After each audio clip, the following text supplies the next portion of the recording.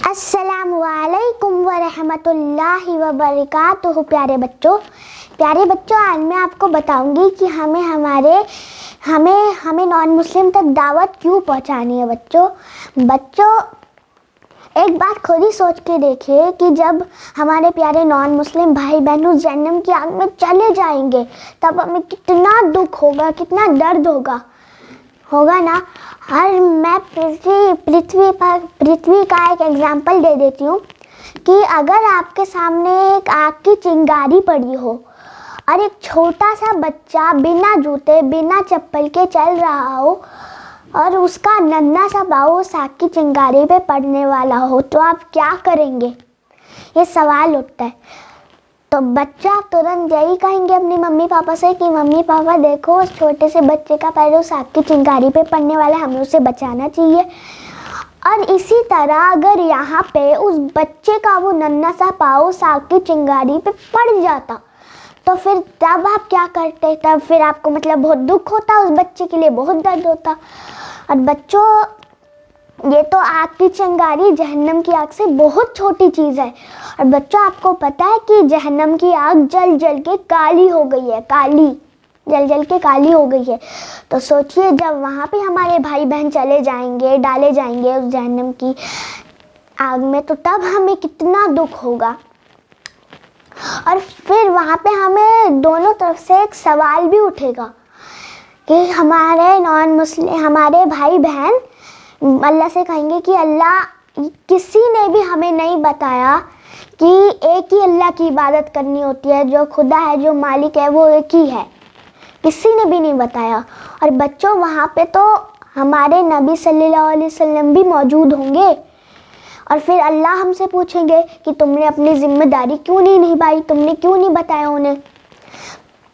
तो सोचिए वहाँ पे तो हमारे नबी सल्लल्लाहु अलैहि वसल्लम भी मौजूद होंगे। हम क्या मुंह दिखाएंगे नबी सल्लल्लाहु अलैहि वसल्लम को, क्या बोलेंगे जब हमारे पास जवाब ही नहीं होगा?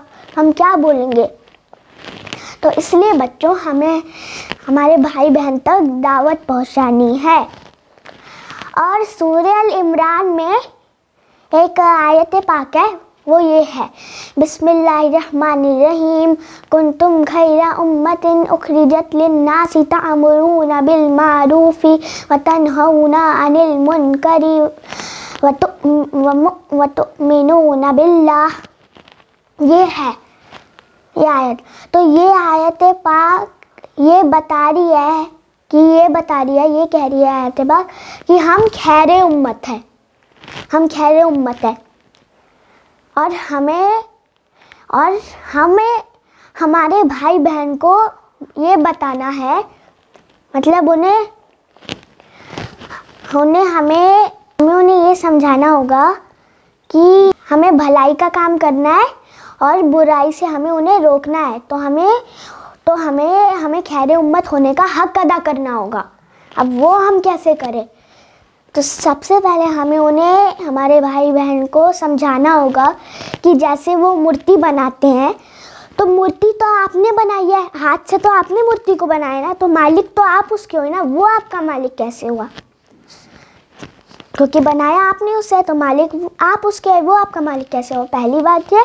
दूसरी बात हमारी ये है कि हमें उनसे कहना होगा कि अगर एक स्कूल में 2 प्रिंसिपल होते तो एक प्रिंसिपल कहता कि मैं स्कूल का ज़्यादा अच्छा प्रिंसिपल हूँ, दूसरा कहता मैं स्कूल का ज़्यादा अच्छा प्रिंसिपल हूँ। उसी तरह 2 सूरज होते तो एक सूरज कहता कि मैं आज सुबह करूँगा, दूसरा सूरज कहता मैं आज सुबह करूँगा। तो इसी तरह लड़ाई करते करते सुबह होती ही नहीं है ना। तो उसी तरह आपने इतने सारे खुदा, इतने सारे मालिक बना लिए हैं, तो उनमें भी ऐसा ही होता।